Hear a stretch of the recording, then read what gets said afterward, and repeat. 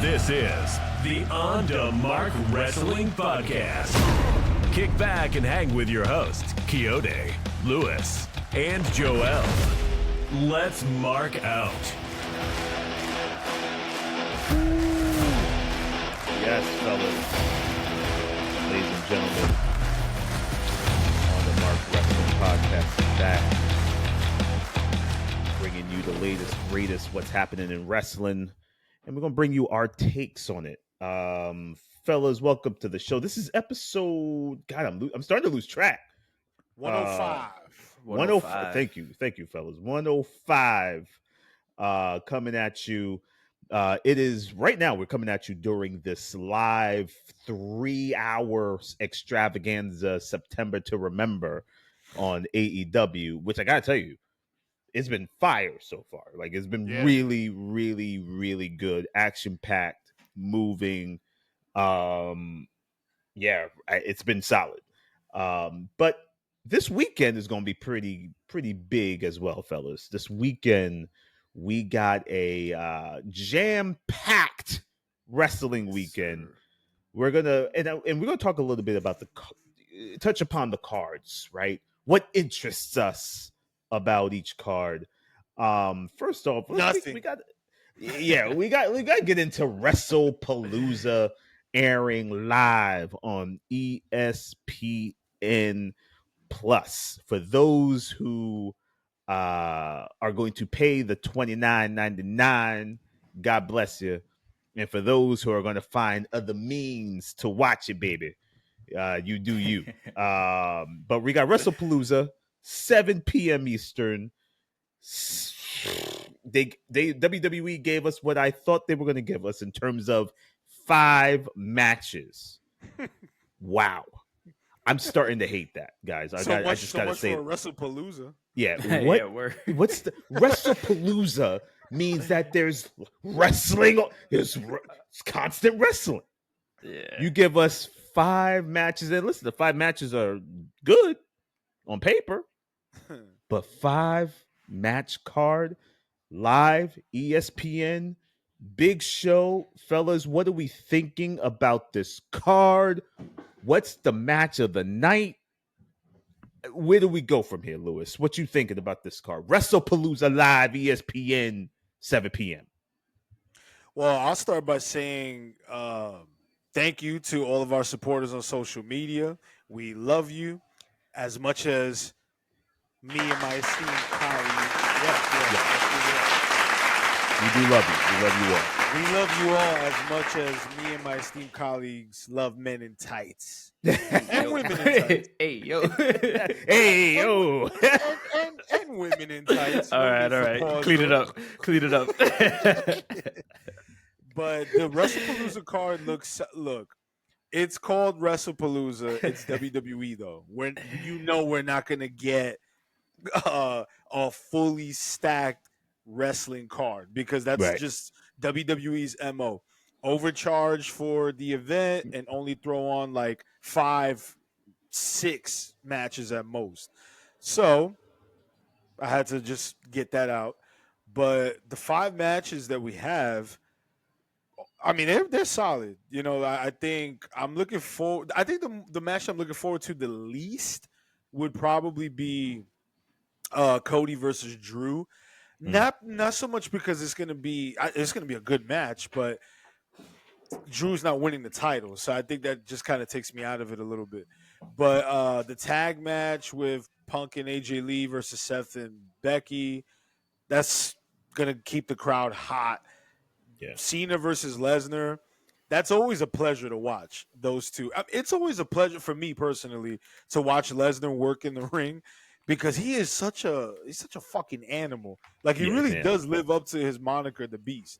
I mean, there's a reason why he's gonna go down as one of the all-time greatest performers and attractions in WWE history because you when he's on the television screen, you pay attention. Yeah. So when he's in a match, you're looking forward to some wreckage, just plain and simple, some flat out wreckage. Even if it's the same German suplex a dozen times over, it's just pure carnage. So that should be a good match. regardless of who goes over, I think it'll be a buzzworthy match. I don't know who really goes over here. I don't know. That remains to be seen. But definitely looking forward to Iyo Sky versus Stephanie Vaquer. That might actually be the show stealer. Hell Both are yeah. great workers. The show stealer? Yep. Listen, I'm not gonna say no. Yeah. I don't want to. I don't want to. I do not want us to get canceled for a second time with my Vaquer takes. But you go ahead, Lewis. You go ahead. Nah. Listen, look. It's 2 versus 1. Joel and I are fully on board the Stephanie Vaquer train. Quixote is not, but that's a topic for another time. But I think those women are going to tear the house down because they have the ability. They're both over, and we might see a surprise title change there. And then, of course, the Usos versus the Bronze. That should be a good tag team match. Could have probably been reserved for a Raw or SmackDown, but Right. I expect a lot of shenanigans in that one. So it should be a pretty solid event. WWE knew what they were doing. Give the fans 5 marquee matches. If I'm watching from home, that's about as good of a card that you can produce. If I'm in attendance, Yeah. I'd be disappointed for the fact that I want more for the money that you're charging. You know what I'm saying? Way more. Because for them to be charging all that money for the people that are attending the event, like $300, $400 tickets, and you're only giving me 5 matches. I mean, those 5 matches better each be a match of the year candidate. Each of those matches better be instant classics. But I digress. I hear you. I listen. I'm with you, Joe. Where you at with this, man? The card, the paper, the PLE, the 7:00 start time. Yeah. They're going to get. Well, they were going to go against AEW, but we'll get to that in a minute. What you think of this card, man? Where you at with it? Yeah, I mean, this card is okay. I think the like Lewis said, I think the show stealer is gonna be Iyo versus Stephanie. Just looking at this, The show stealer. just looking at this card though, like there's not much work rate on this card, right? So like maybe Cody and Drew will be a good match.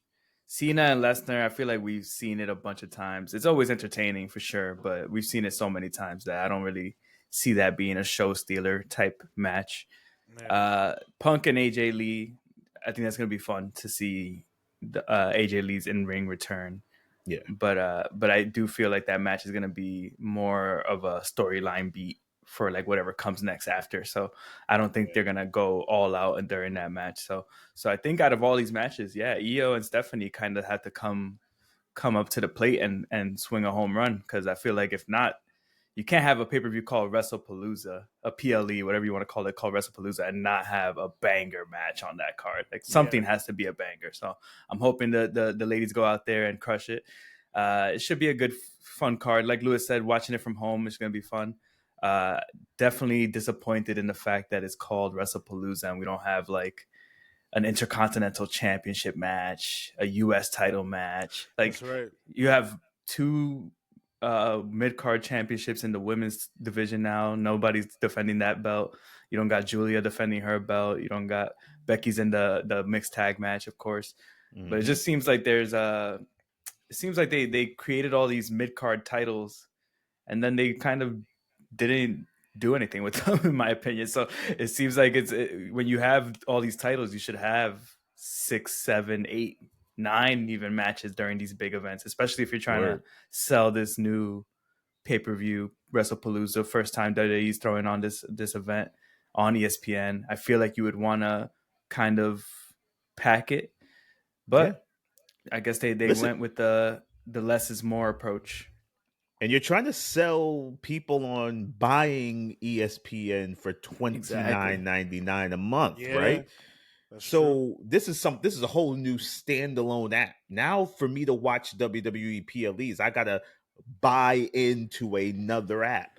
That I don't know, man. This card does not cut it for me. I'm sorry. Yeah. The matches on paper are just okay. I do not care about Cena and Lesnar again. I don't want to see it. I don't think it's going to be good. I don't think Cena's been good at all in any of his matches coming back. So to see him going against Brock doesn't mean anything. Literally, the only match I'm interested in is the Punk and AJ versus Seth and Becky. I need to see what AJ looks like in the ring. She looks in shape. She looks great. I'm sure she can go. I'm just looking to see what the chemistry is with all four of them in the ring and how they perform. And is she there now in 2025 wrestling? Like, is she now able to keep up with like a Becky, right?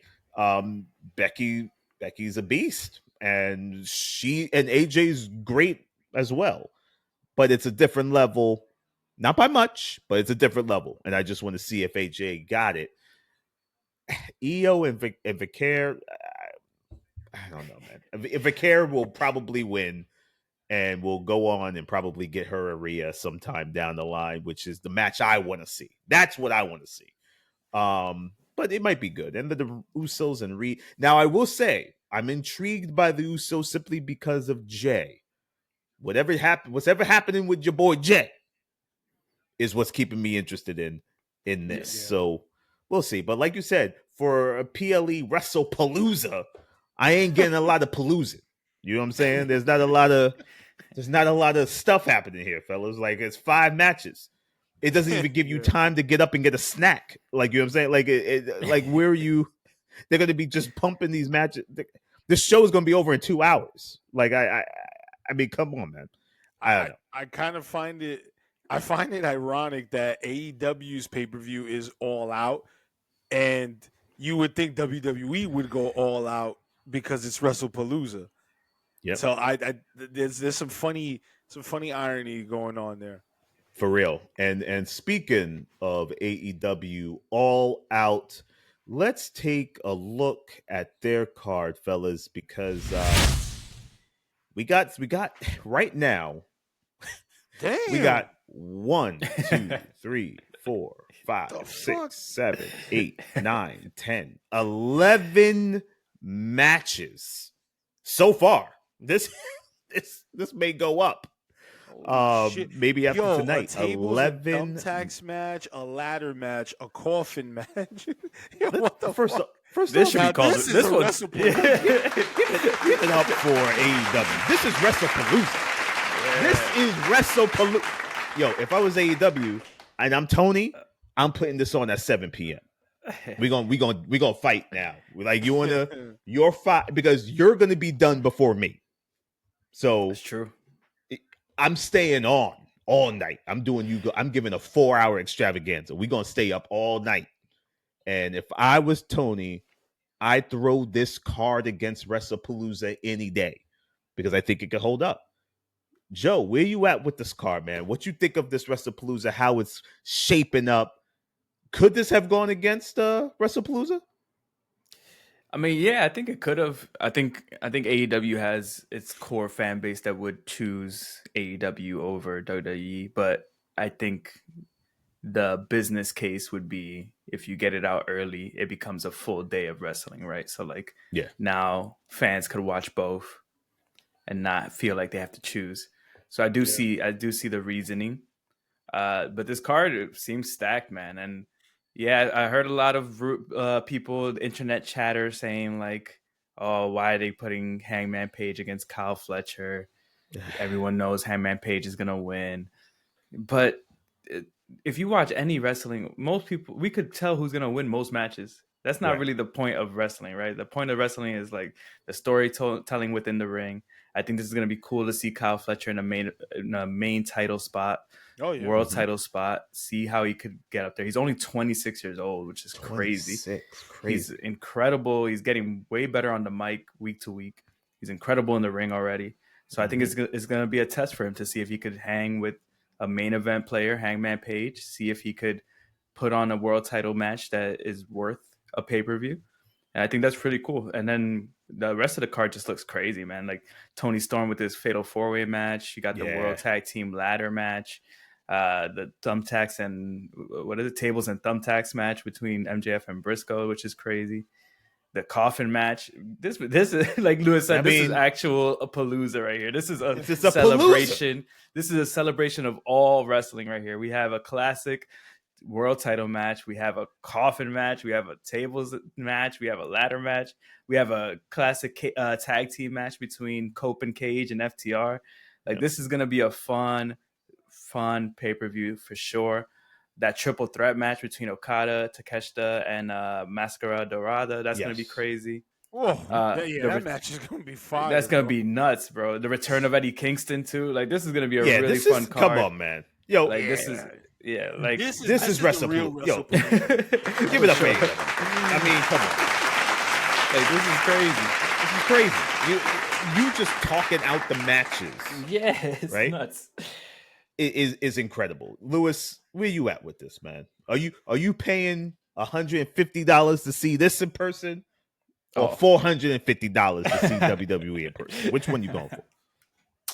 $450 to see WWE in person. Duh. Yeah, right. Come on. We're all WWE shills, so we got to say that. No, in all seriousness, that's a fucking no-brainer, bro. It's crazy. Like, if I had a choice as a pro wrestling fan to attend either event, it's going to be this one. Like, especially coming off the heels of events like Forbidden Door and All In Texas, when you know they're going to deliver multiple bangers, like, yeah, this is a no-brainer. And like Joel said, or one of y'all just said it, but this is a celebration of all types of wrestling. You know, you got your hardcore fan base with the tables and thumbtacks, the coffin match and ladder match. Then you got your actual wrestling with that unified triple threat. Yeah. The world title match that has no stipulation, like no hardcore stipulation, just a straight up wrestling match. So it's got like a little bit of everything for everyone. Yeah. So yeah, it's gonna be a packed weekend, or a packed day, I should say. I mean, where I'm at, I don't have any major plans, like as far as like my personal life. So I'm gonna try and catch most of both events. It'll be impossible for me to sit down and watch both events match by match consecutively. So I'll try and catch most of it. I think, fellas, what do you think of this match of the night? Oof. Who you go? I'm looking at this. Damn. Any one of these matches could take it. Match of the night. Ooh, yeah, that's hard, man, because it also depends on, like, if you're thinking of the sickos, then one of your matches of the night is definitely going to be between the ladder match, the coffin match, and the tables and thumbtacks. Yeah. But if you like are more of a traditionalist, then I would say a potential match of the night candidate, I think the main event. I think Hangman Page and Kyle Fletcher, I really think that they're going to deliver. Kyle Fletcher's a fucking tremendous worker. We know what Hangman Page can do. I think this is going to be such a great opportunity for Kyle Fletcher to show what he's really made of in the main event scene. Some people were saying it was too soon, though.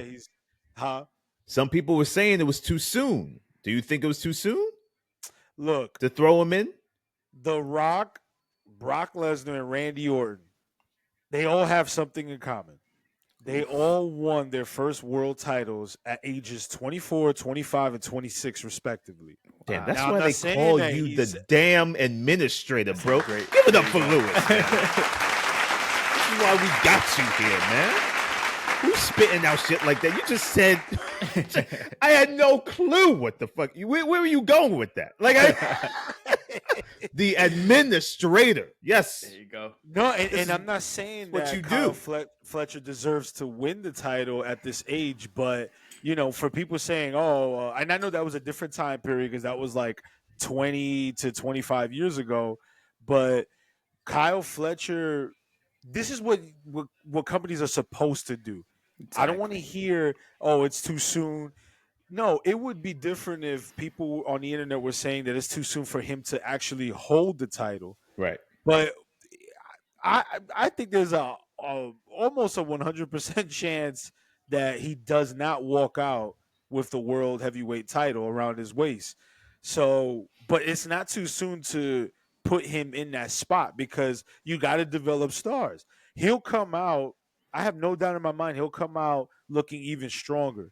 You know, you don't have to win every single encounter. It's pro wrestling. Sometimes you come out looking more like $1,000,000 when you don't when you come up short.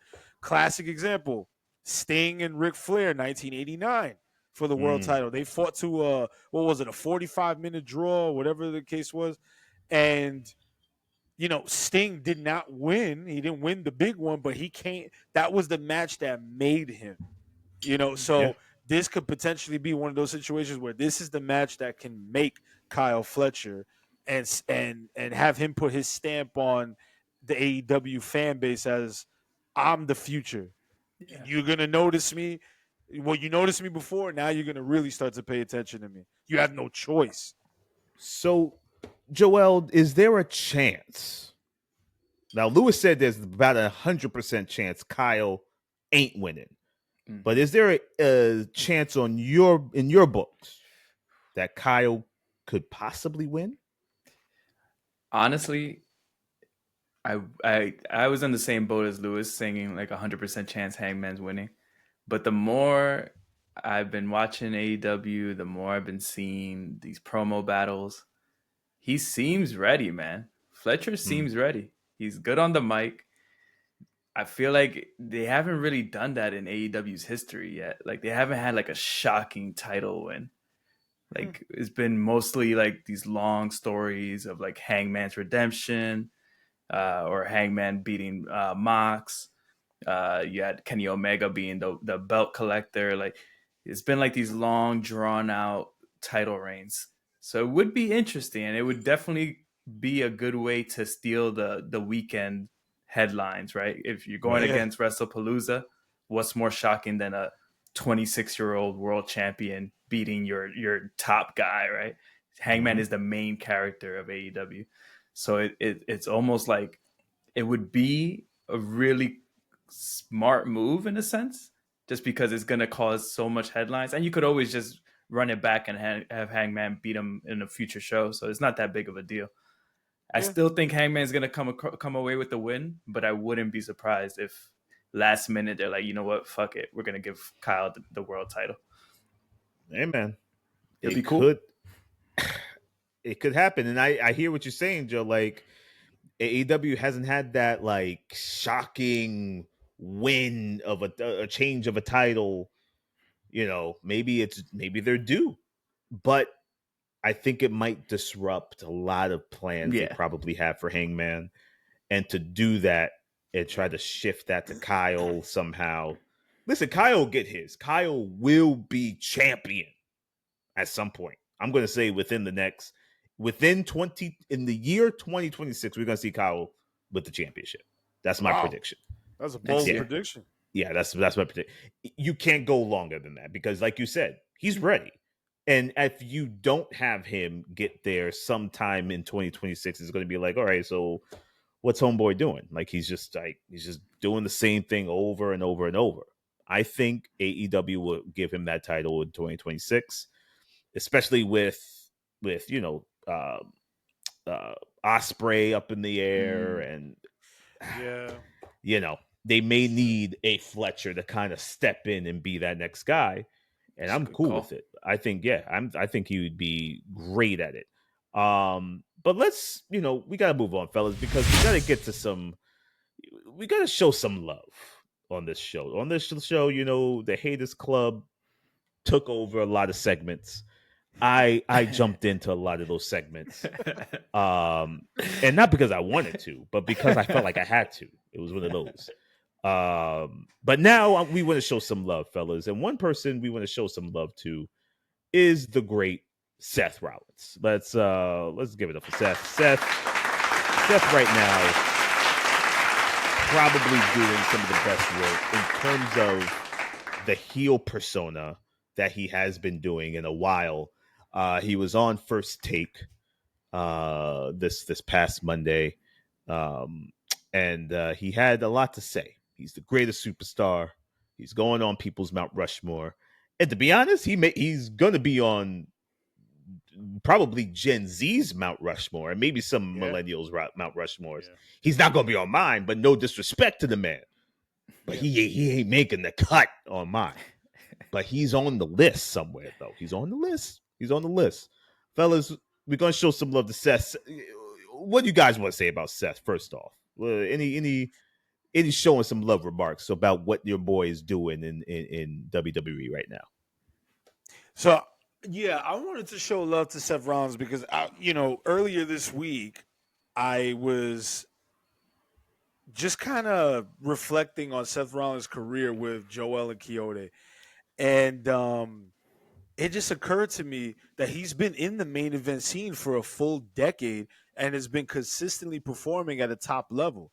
Now, throughout that 10 years, there's been those ebbs and flows, ups and downs, because it's a whole decade we're talking about. But for the most part, Seth Rollins has always been in conversation as like one of the top 5 guys on the roster in WWE. He's headlined WrestleMania. He's won the Royal Rumble. He's got Intercontinental title wins, U.S. title wins. He's worked with the best of the best from that era, from 10 plus years ago to now. You know what I mean? He was doing some good work throughout the pandemic. Like, he has just consistently been a top guy, and I don't think the folks online and the internet and IWC and everybody on social media, I don't think it gets brought up enough just how truly great Seth Rollins is. He may not necessarily be in a lot of people's top 10 to top 15 of all time, because that you would have to really break it down by what's the criteria there. But if we're just discussing top guys of the last decade, how can Seth Rollins not be in the top 10 conversation? And you made a good point, Quixote, to the younger millennials who are watching WWE's product. If they were kids when Seth Rollins won his first title, when he had the heist of the century at WrestleMania, to them he's like, whoa, Yeah. like, this guy, he might just be my GOAT, and that's justified because he can work. He's doing great.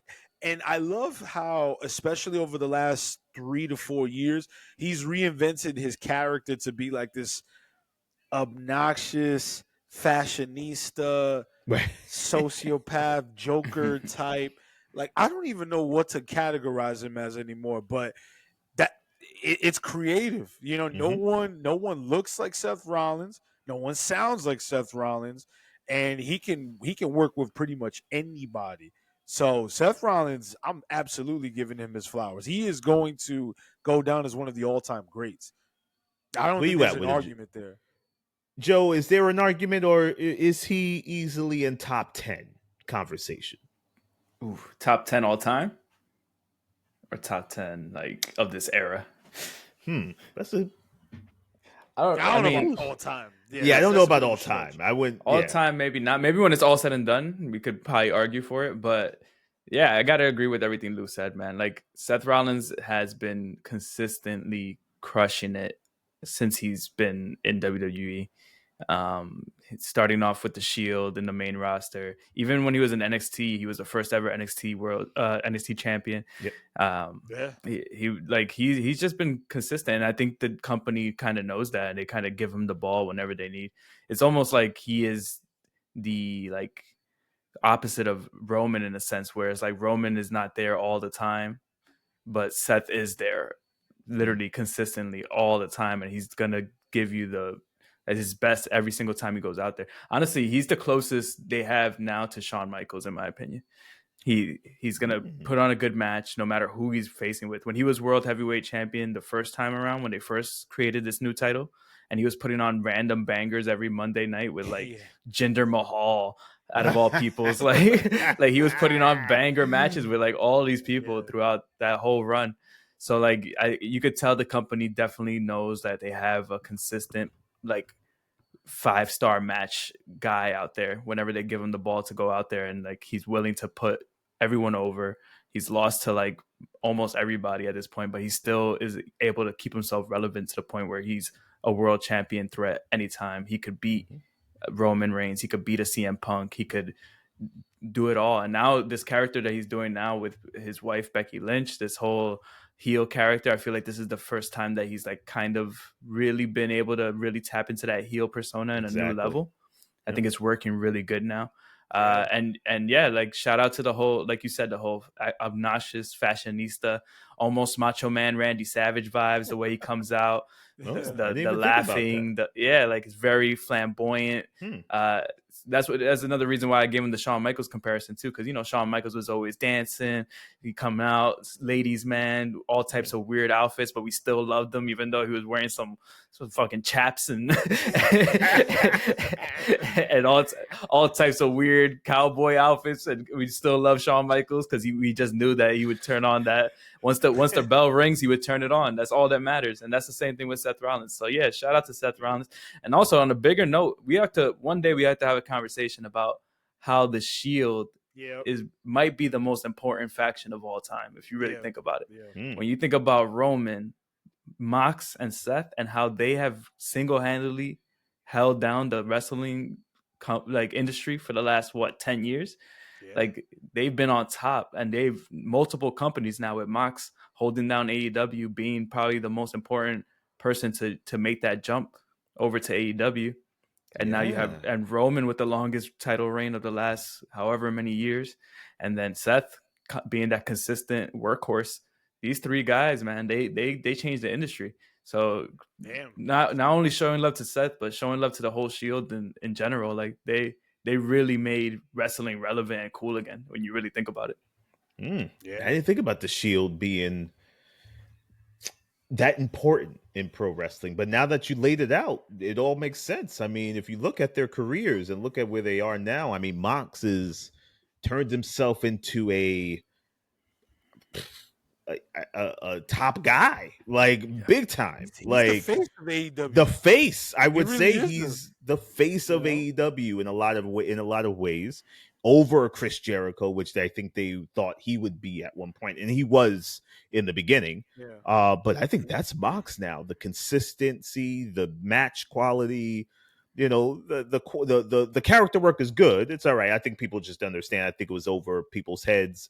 I think it could be fleshed out a little more, but besides the point. I like it. I like where he's going with it. I like his matches. Mox is super consistent and is constantly giving you performances that you remember in the top spot or even mid card or whatever it may be. So yeah, shout out to the Shield. We might have to do like a Shield dissertation or something. We might have to do a little Shield stuff, man. But we got to show love again. This is the lover boy section of the show. Your boy Dom. Guy give it up. Dom.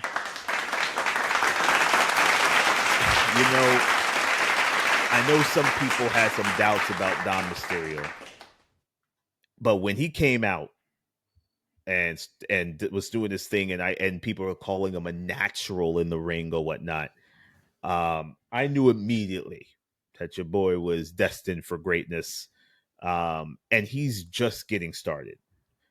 I listen. Dom is great, and I still see that there could be some improvements in little things like his promos or whatnot. But Dom is still great now, and imagine when he hones in and is like top level performer on all aspects. He's going to be unstoppable, guys. Dom Mysterio wins the AAA Mega Championship, fellas. Joel, where you at with this, man? This is the show and love segment. Man. You gotta show some love to Dom, man. For sure. I wanted to show love to Dom for sure. Double champ Dom right now. He's killing it, man. He's only 28 years old. I had to look it up real quick to see. Okay, I was wondering. Yeah, 28 years old. I think he's still hasn't reached his prime yet. He's definitely has like you said, Quixote, I think he does have a lot of things that he could work on still. I think his promos could use a little work. I think his in-ring work is not 100% there yet. but his character, he has it down packed. He knows who he is. It's crazy how he's completely like just like 180 away from the Mysterio name. He's not wearing a lucha mask. We all thought eventually he was going to get the lucha mask. That was like the big rumor. Rey Mysterio was going to retire and he would become the new luchador in the family. Nah, he said, I'm going to do my own thing. I'm going to be the biggest heel in the company. I'm just going to be a douchebag, basically. and it works. It works. It helps. The whole storyline, somehow he's able to get all the hottest ladies in the company somehow. He has all the titles now. He has 2 championships. He has the AAA championship. This guy, and he is huge in Mexico, man. Like, he shows up over there and they love him. They love him so much. So I think sky's the limit when it comes to him because he has that Latin American fan base that he could tap into, which is something that WWE always has struggled with. Besides Rey Mysterio, they've tried it with Sin Cara, they tried it with Andrade, Alberto Del Rio. They tried it with all these guys. It never worked. And now they have a natural Dirty Dom who's part of a lineage of a family that is already respected in Mexico. And now he's only 20 years old. So who knows, 5-6 years from now, he could be main eventing WrestleMania for all we know. Yeah. This guy has it all, in my opinion. It's just a matter of honing out those little things, and then we could see him being a main eventer one day for sure. So yeah, shout out to Dom, man, killing it. Shit, he's more Dom. He's more Dominik Guerrero than Dominik Mysterio. Like for sure, like the Eddie Guerrero influences are just so evident. Yeah, you know, he is like almost not in terms of work, like in ring work rate, but he's like the closest thing to an Eddie Guerrero. Yeah, character wise, right. Sure. And how about you, Lou? Where you at with this, man? Do you feel Dom is getting the respect that he deserves, or do you think he's still far away from being like that top guy in your eyes? Where you at with it? No, he's not what I would say a top guy. Right now, he's at a perfect spot because he's still developing and coming into his own. But he's very much a good singles act right now because he's a perfectly placed mid card guy who's over. He gets great reactions. I mean, we saw the reaction at WrestleMania when he won the IC title. We saw the reaction that he got in Mexico. He's like a young prince over there right now. Yeah. I never thought I would say this 5 years ago or 4 years ago, whenever he made his debut, but Dominik is he's one of the most entertaining parts of WWE, the WWE product. Never thought I'd say that years ago when he first came in. I was like, it's just typical father-son shit. But ever since he broke out into his own, it's just like little things that you can tell that he's a student of the game. Yeah. It's like these little nuances that he does in the ring, the influences from Eddie Guerrero. Now he's the ladies' man. The mustache, like just little tweaks here and there. He's done such a phenomenal job over the past 2 years, and I'm glad that I got the pleasure of seeing him in person at a WrestleMania. Remember that match with Mysterio? Mm-hmm. It wasn't a match of the year candidate or anything like that, but it was very entertaining. From the entrances of him mocking his father with the Mysterio mask to antagonizing his sister and mother ringside. I was like, man, he's gonna be something. And look, lo and behold, he turned out to be one of the most popular guys right now. Like, no matter how despicable he tries to be, he's too cool right now. He's just too likable. Yeah, right. And listen, Dom, like you guys said, Dom is going to be a big star at some point. And listen, it might run in the family because rumors are his sister's training. And really? Let's see if she's got the gene. Let's see if she's got it. maybe she could bring something to the table. But yeah, listen, Dom understands his character. That's big. Yeah. And all the other stuff like the wrestling, that'll get sharper, and the on mic that will get more clear and more believable and whatnot. And it's so crazy. The character is so good that we are willing to look past that stuff and still rock with Dom and be like, yo, Dom is great. And still look past that stuff, right? Yeah. Which is good for Dom. So big up to Dom and that, you know, a little bit of the showing some love segment we wanted to give you guys, but we wanted to bring up some news here. This news dropped a few days ago, maybe? We got your boy Andrade. Oh boy, man, Andrade.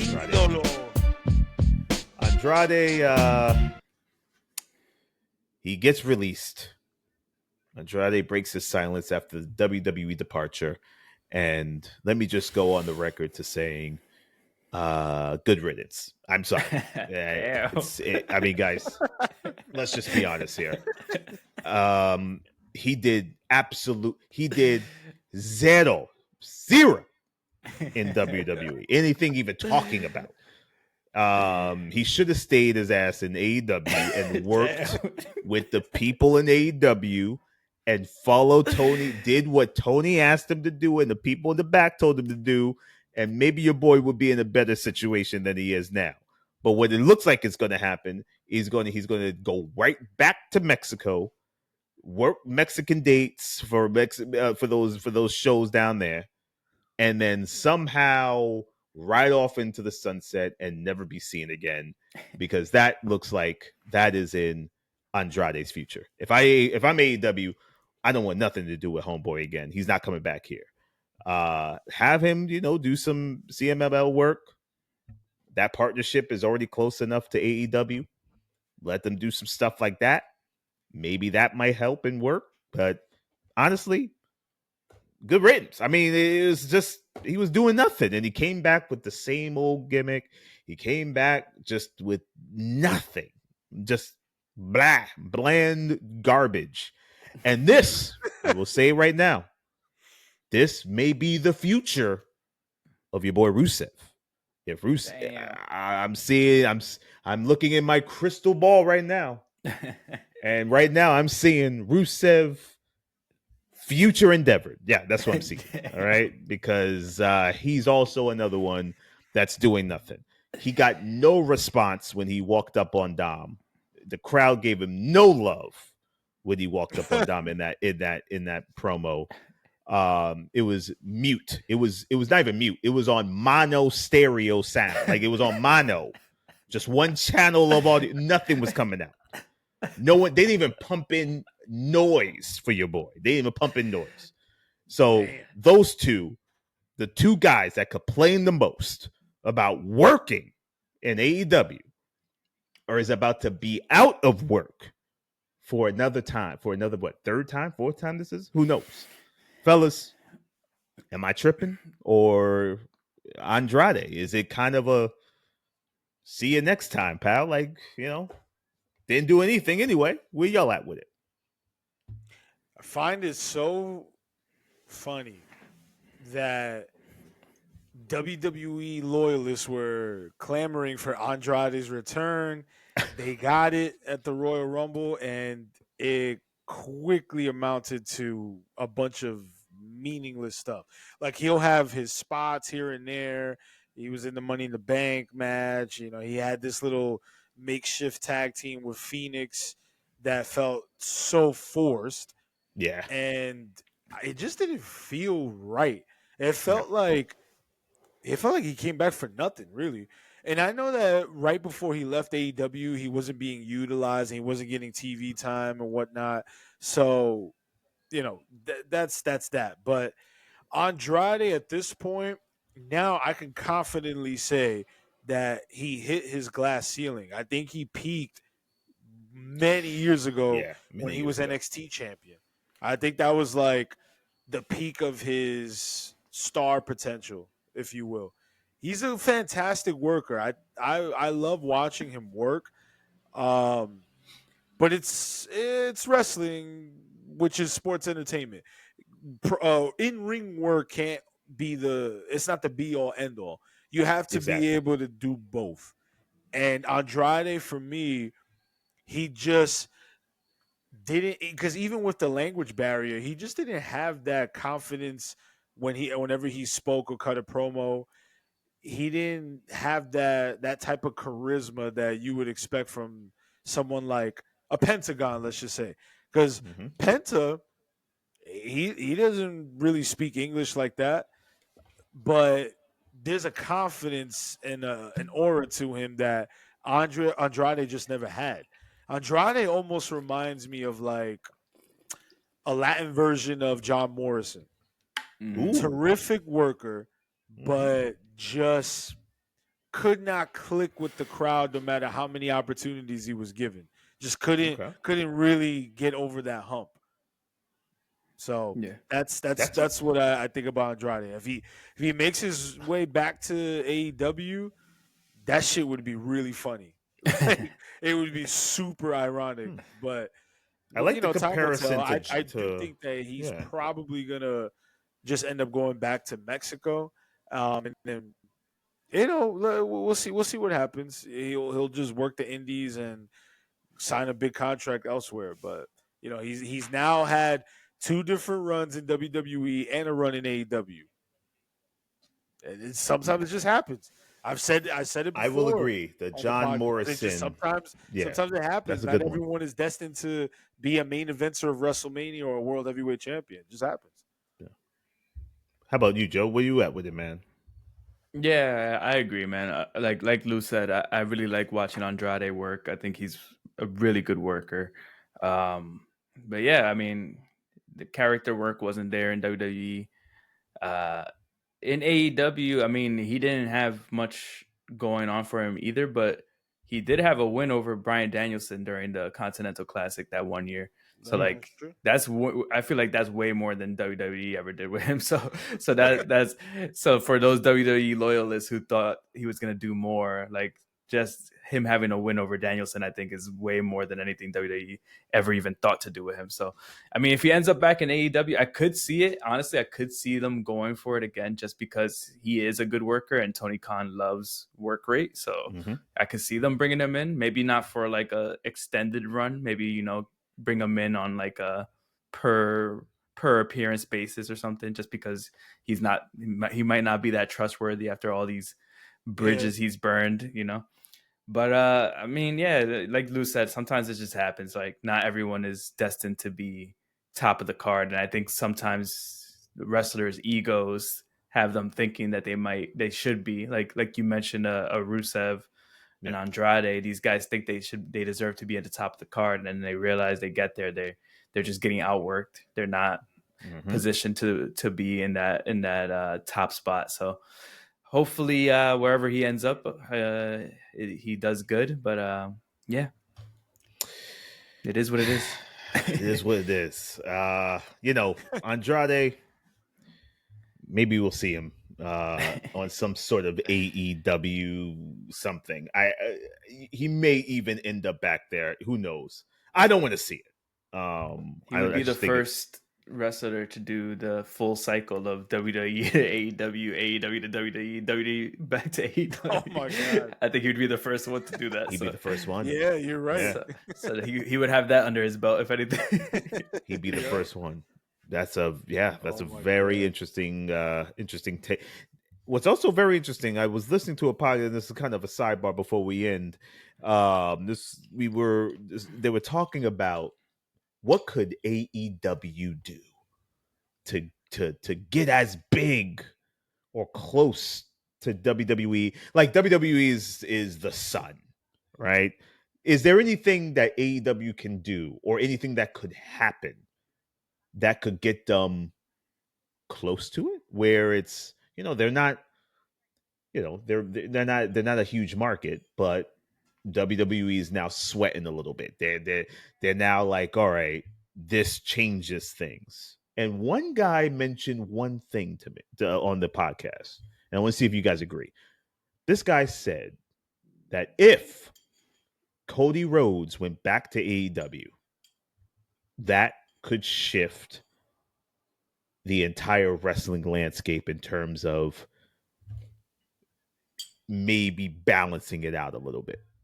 Do you guys agree that if Cody Rhodes, right now, this Cody Rhodes went back to AEW, are we talking a real wrestling rivalry right now? Or is it kind of like, doesn't move the needle much? What do you, Joe? What do you, no. we both just shaking our heads. We're both on the exact same page. Listen, I've been, like everyone knows, I've been on my lover boy era. But there's one person in this whole wrestling industry that I will be a hater of, and that is Cody Rhodes, man. Uh-oh. I do not get Cody Rhodes. I don't think Cody Rhodes is this great wrestler. I never thought he was a great wrestler. I think he's a little hater music. I think he's fine for what he is, but I don't see him as being a needle mover. I think he's a right place, right time type guy, and he just happened to be the biggest reason he got the spot that he got is because he went and started a whole other company. And if he would have never done that, he would have never been a top guy in WWE ever.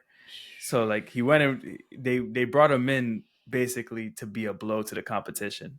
And then once he was there, they realized, oh, we could make money off of this guy. But I don't think he's a needle mover in a sense that if he was to go to AEW, all of his fans would move over. Because that's the thing. WWE is a machine. Whoever they want to put in that top spot, they could put in that top spot. Tomorrow they could say Akira Tozawa is the world champion and people will believe it. So Cody Rhodes could come back to AEW, but that doesn't mean the fans are going to follow him back. It's going to be the same. And so that's a hot take. I don't know if I ever heard you say about Cody. And I think Akira Tozawa, bro. And I think AEW has outgrown Cody Rhodes, in my opinion, when it comes to work rate, when it comes to who's on top of the card. I don't want to see the one match that would probably be a good match would be MJF versus Cody Rhodes, just because of like the story they could lean on. But besides that, I don't really care about Cody Rhodes versus anybody else in AEW. Wow, Joel, brought back the hater. I think I agree with you a lot. Joel, what have you done? I don't love Cody, but I respect Cody for his wrestling now. He's a student of the game. You can see that he's a 3.5-star ring general. Right, God, man, that's a whole different podcast. Yo, I gotta agree with you. I don't know what the hype is about. Listen, I respect Cody. I think Cody is a pro wrestler in all aspects of the term, but I do think he lacks the work rate of a lot of guys that we've seen and gotten accustomed to. And I think, I think he's just okay. Like there's nothing special. Lou, where you at with it, man? Joe just convinced the hell out of me. Cut me off. Cut me off before I keep going because I got more. Go ahead, Lou. Look, I don't think there's really a whole lot to say, but to address what that fan had asked, like if Cody would be an AEW needle mover, I don't think so, because I think he's been gone too long, and like Joel said, AEW has kind of outgrown him, where they now have their own identity and they don't have to be associated as a WC. Because when Cody was there, let's face it, that's when they were recruiting ex-WWE guys, and now at that point, AEW was starting to form this reputation of being a WCW 2.0. Like every time I turn on the TV, there's a former WWE guy. And then that kind of started changing over the last 2-3 years since he left. So would I want to see him back in AEW? I mean, it'd be interesting for a couple of matches, like if he fought Swerve or Will Ospreay, guys like that. But no one is going to catch up to WWE, so it wouldn't be like a tremendous needle mover. Now, as far as Cody Rhodes himself as the wrestler, as a star, I like Cody Rhodes. I don't love him, but I like him. I like him enough that I pay attention to him on his promos, and I generally enjoy his matches. Because I wouldn't even say I'm indifferent to Cody. I actually like Cody. I mean, it's nice to see his face on a Minute Maid juice carton box. I'm pouring juice for my sons. Like, hey, it's the American Nightmare. So, like that's always amusing when you get to see a star on a milk carton or some shit like that. But yeah, I mean, I like Cody. I don't really have anything to hate on. I could see how the two of you would say he's overrated. And I could totally see that. But Cody's cool. Cody is where he needs to be, which is where he needs to exactly. be. Right. He's like a cookie cutter whitewash, not really whitewash, but like he's a cookie cutter baby face that the WWE needs at the moment. Yeah. He looks the part. He can work. He's got the catchy theme song. He's the American flag, like. It works. You know what I'm saying? Like he's the company guy. He's the company guy. I don't have an issue. I don't have an issue. You said it perfectly, because I think that's the main reason why it wouldn't work if he was to go back to AEW. He fits WWE style so perfectly. He is literally molded to be the next top guy or the top guy, right? He's like, he came under John Cena's wing. He's basically John Cena 2.0. So like it makes so much sense. And for him to come back to AEW after all that, I feel like it would be basically how it was when he was on his way out, when it was like everything felt different compared to Cody's storyline, where he had like his own Cody verse, and like his storylines were super sports entertainment, and everything else around it was just like straight up grappling, wrestling, what AEW like sickos like or whatever. So I think him coming to AEW, I mean, there is a story there, right? Because he never won the world title, so that could be his next finish the story or whatever. so that could be where what would make sense and might make some money for the company. But I'd just rather him just stay over there, stay at WWE. Yeah. There's no need for him to come back to AEW. There's literally no need for him. No need. Well, listen, fellas, heck of an episode 105 of On the Mark Wrestling Podcast. Thank you guys for joining. Follow us on our Instagram, Facebook, YouTube, TikTok, On the Mark Wrestling Podcast. Fellas, until next time, we'll reconvene, and we'll probably talk about the aftermath of WrestlePalooza and All Out. Keep it locked, y'all. Peace out.